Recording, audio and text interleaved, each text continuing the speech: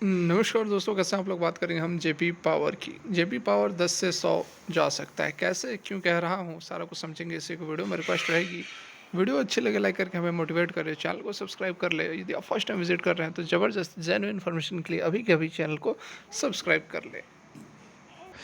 देखिए, तो आज बहुत कोई खास हमें मूवमेंट देखने को नहीं मिली। हल्की फुल्की गिरावट यहाँ पर जेपी पावर के अंदर देखने को मिली। लगभग 1.44% की गिरावट रही। 10 रुपये 20 पैसे पर इसने क्लोज किया है।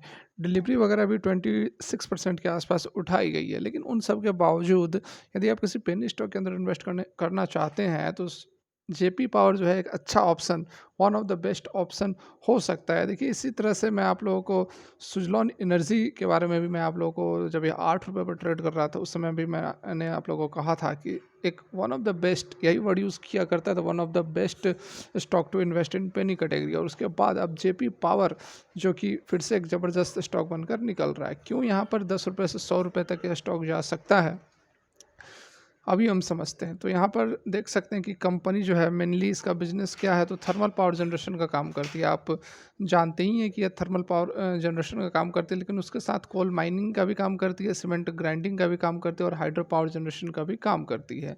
जो थर्मल पावर जनरेशन मतलब कि जो कोल को हिट करके जो टरबाइन से बिजली बनाया जाता है, उसमें इसका खुद का कोल माइंस भी है, ठीक है।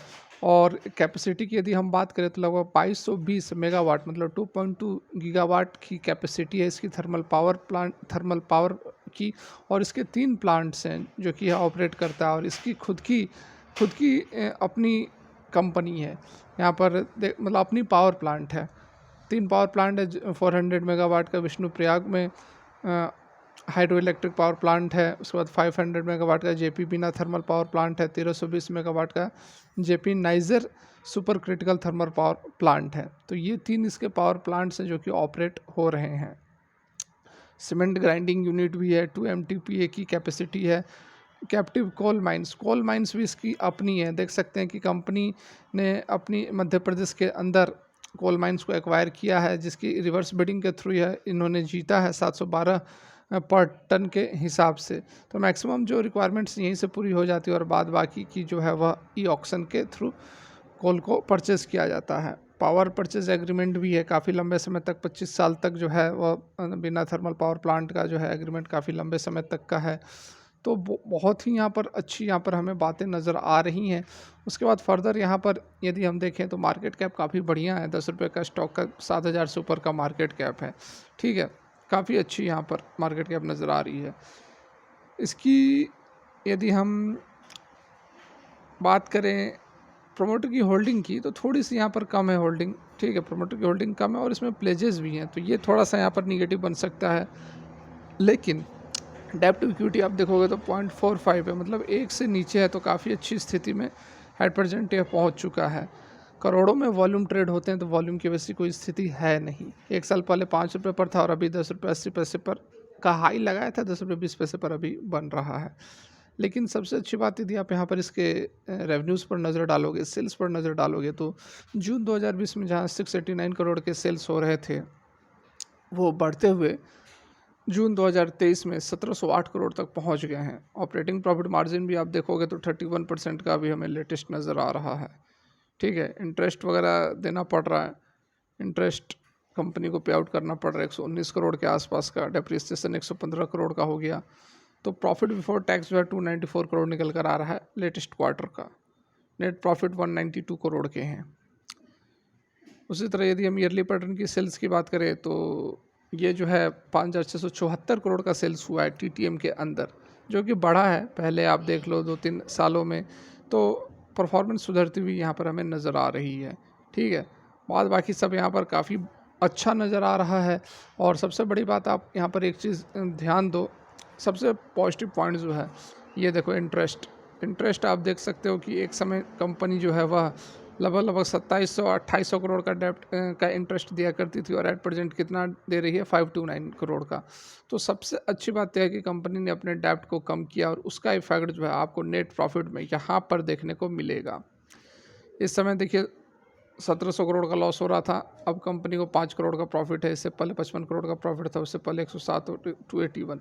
ये प्रॉफिट जो डिक्लाइन हो रहा है, इसके पीछे टैक्सेस वगैरह देख सकते हैं, आपके टैक्सेस बढ़े हैं, ठीक है। यहाँ पर देखो आप टैक्सेस बढ़े हैं जिस कारण से आपको प्रॉफिट कम होता हुआ यहाँ पर नज़र आएगा। वैसी बात नहीं है कि यहाँ पर प्रॉफिट हमें कम हो रहा है।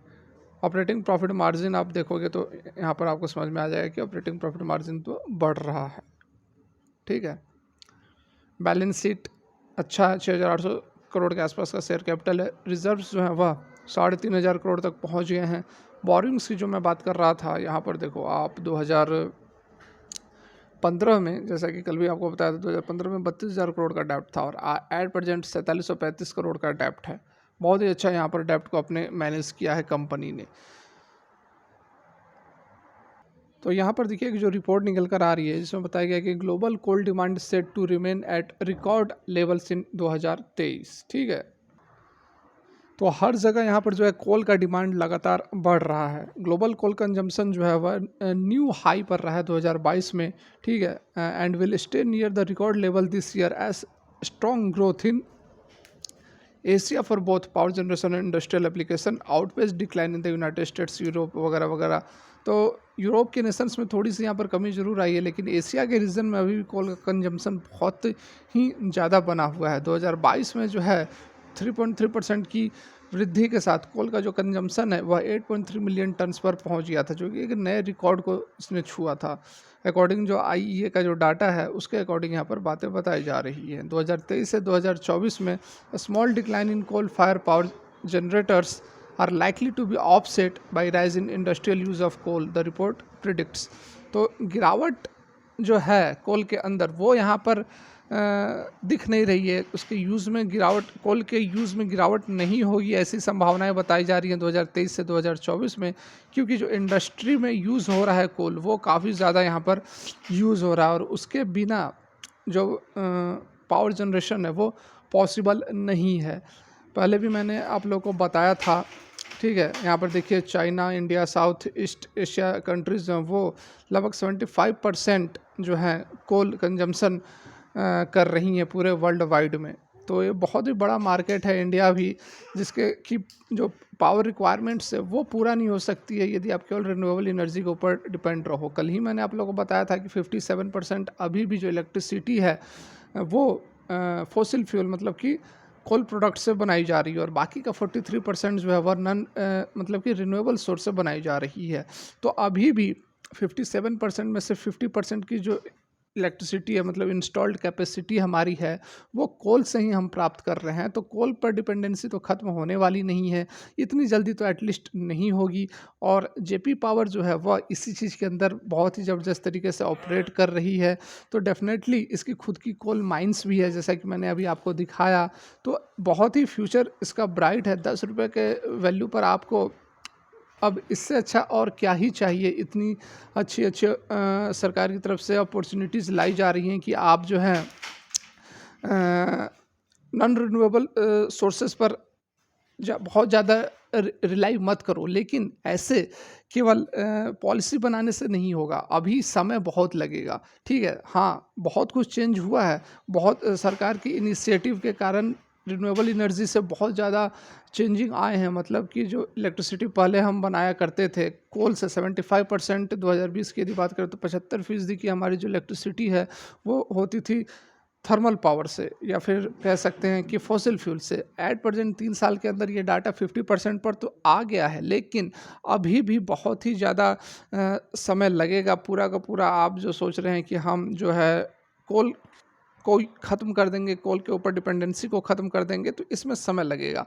तो अभी जो हमारी रिक्वायरमेंट है उसको पूरा करने के लिए जेपी पावर जो है वो एक अच्छा ऑप्शन बन सकता है। केवल जेपी पावर ही नहीं, ये नहीं कह रहा हूँ कि इंडिया के अंदर केवल यही एक प्लांट है जो कि ऑपरेट कर रही है। मतलब हमारे पॉइंट ऑफ व्यू से हम एक अच्छा उसमें एक पोर्टफोलियो अपना बनाकर चल सकते हैं जेपी पावर को लेकर कि इसका जो फ्यूचर है वह ब्राइट है। क्योंकि मैंने अभी आपको और भी पैरामीटर दिखाया किस तरह से अपने डेप्ट वगैरह को कंपनी ने ज़बरदस्त तरीके से कम किया है। 32,000 से 5,000 क्या 4,700 करोड़ पर आ गई है।